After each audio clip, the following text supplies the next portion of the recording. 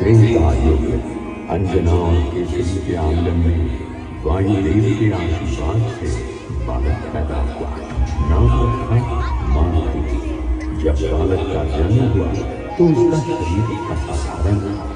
उसका मस्तक चमक रहा था, आंखों में अद्भुत तेज था। उनका बचपन शरारत भरा था, इतना कि एक दिन जब वह भूख लगी तो सूरज को लाल फल समझकर निकलने लगे। इंद्र ने उन्हें रोकने के लिए जब वज्र फूंका तो मारुति के ठोड़ी अर्थात हनु पर लगा और वे पृथ्वी पर गिर पड़े। इसी कारण से मारुति हनुमान कहलाने लगे। वायुदेव को जब ये पता चला तो वे अत्यंत क्रोधित हुए और उन्होंने संसार में वायु प्रवाह रोक दिया।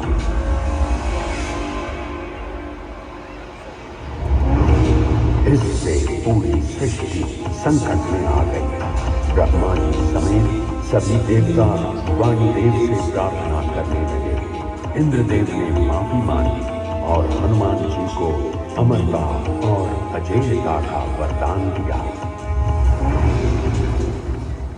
हनुमान जी की शरारत और बाल सुलभ चंचलता कम होने का नाम ही नहीं लेती थी।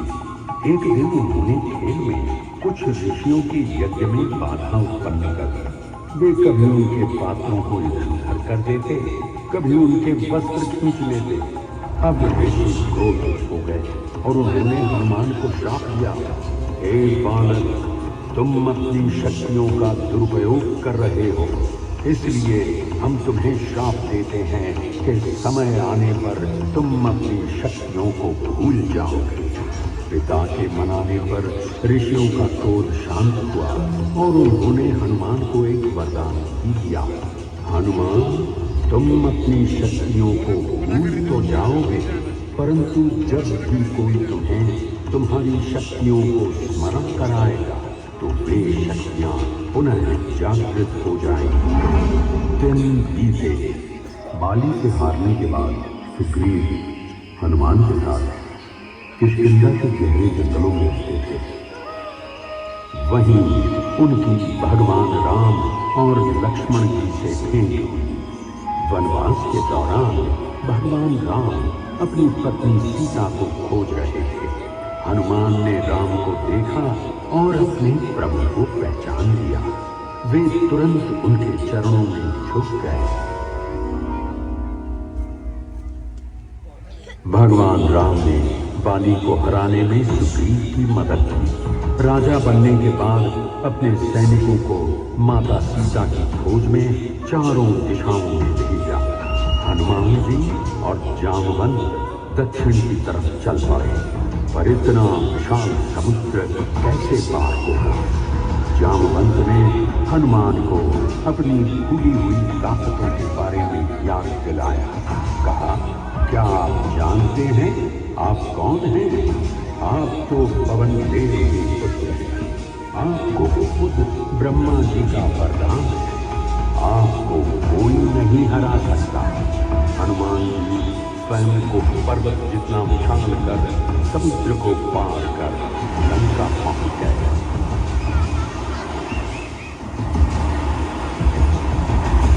माता सीता को ढूंढा और अशोक वन में देखा भी। असीमित दुख और पीड़ा से भरी सीता माता एक वृक्ष के नीचे विराजमान थी। हनुमान जी को हिचकिचाहट हुई। बात कैसे राम की महिमा का गीत गाने लगे। माता सीता की नजर पड़ी और कहा, तुम कौन हो जो यहाँ आकर रघुनंदन का बखान कर रहे हो? भगवान राम की मुद्रिका देकर हनुमान जी ने सारी कथा सुनाई। भावुक माता हनुमान जी को अपनी चूड़ामणि देकर उन्हें जल्दी निभाने का निरोध देती है। हनुमान जी आशीष पाकर चलने लगते हैं कि मन में उद्दंड ख्याल आते हैं। रावण की नगरी को तहस नहस करने लगते हैं, पकड़े जाते हैं और रावण की सभा में पहुंचते हैं। वे विनम्रता और गरिमा के साथ अपना परिचय देते हैं, लेकिन अहंकारी रावण उन्हें बैठने के लिए स्थान देने से भी इनकार कर देते हैं।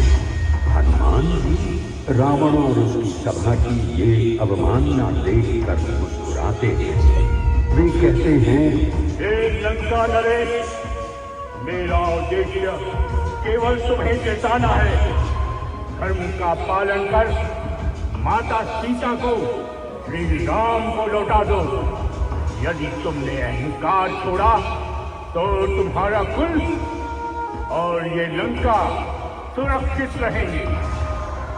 मैं एक दूत हूँ और दूत का अपमान केवल उस राजा के लिए विनाशकारी होता है जो धर्म का मार्ग छोड़ चुका हो। लेकिन मुझे किसी अन्य के लिए स्थान की आवश्यकता नहीं। मैं अपना स्थान स्वयं बना सकता हूँ। जय श्री राम। इसके बाद हनुमान जी अपनी लंबी पूंछ को चारों ओर लपेटते हुए एक ऊंचा और भव्य आसन बना लेते हैं। क्रोधित रावण कहते हैं, अरे वानर, तुम्हारी इतनी हिम्मत कि तुम मेरे सामने इतना ऊंचा बैठे, मुझे इस अपमान का मूल्य चुकाना होगा।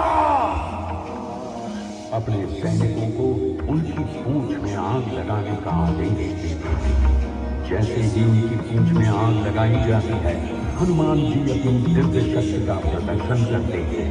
वे अचानक अपने आकार को बढ़ा लेते हैं और रस्सियों को तोड़कर मुक्त हो जाते हैं। इसके बाद हनुमान जी जलती हुई पूंछ के साथ लंका के हर कोने में दौड़ने लगते हैं और आग लगाते हैं। उनकी गति इतनी तेज होती है कि राक्षस उन्हें रोकने में असमर्थ हो जाते हैं। अब युद्ध की पारी थी।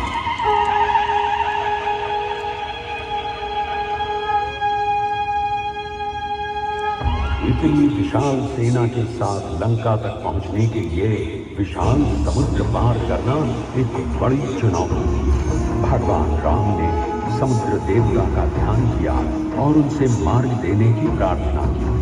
जब समुद्र देवता प्रकट हुए तो उन्होंने सुझाव दिया कि वानर सेना पत्थरों पर श्री राम लिखकर पत्थर समुद्र में फेंकेंगे तो वे डूबेंगे नहीं। हनुमान जी ने पहला पत्थर स्वयं उठाया और उस पर श्री राम का नाम लिखकर समुद्र में डाला। वो पत्थर पानी में तैरने लगा।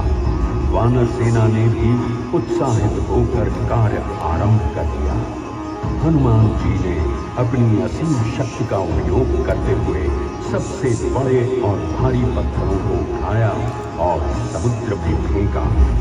वे अपनी तीव्र गति से पहाड़ों और वनों से पत्थर लाते रहे और एक विशाल पुल तैयार हो गया। युद्ध के दौरान हनुमान जी ने अपार वीरता और निष्ठा का प्रदर्शन किया। रावण के पुत्र मेघनाद के साथ युद्ध में जब लक्ष्मण मूर्छित हो गए तो सुषैण वैद्य के कहने पर हिमालय पर्वत श्रृंखला पर पाई जाने वाली संजीवनी बूटी को लेने तेज गति से निकल पड़े। वहां पहुंचकर उन्हें समझ में नहीं आ रहा था कि कौन सी बूटी संजीवनी है। वे सोचने लगे, यदि समय पर बूटी नहीं मिली तो लक्ष्मण जी की जान बच नहीं पाएगी। अब मैं इन जड़ी बूटियों में संजीवनी बूटी नहीं पहचान पा रहा हूँ, अतः मैं पूरा पर्वत ही उठा ले जाता।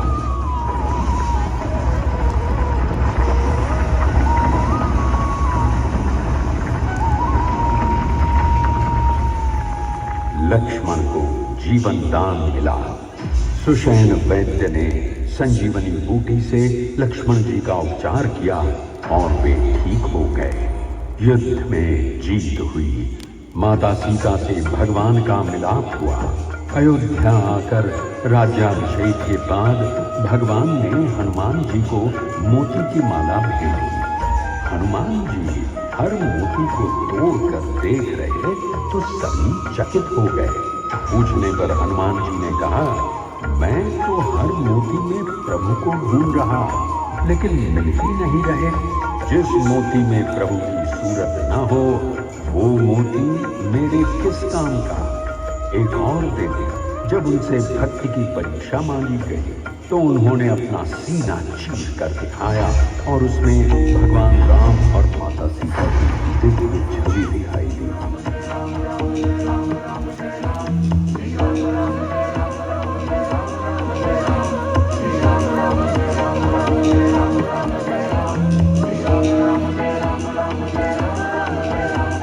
राम रसायन तुम्हारे पासा, सदा रहो रघुपति के दासा।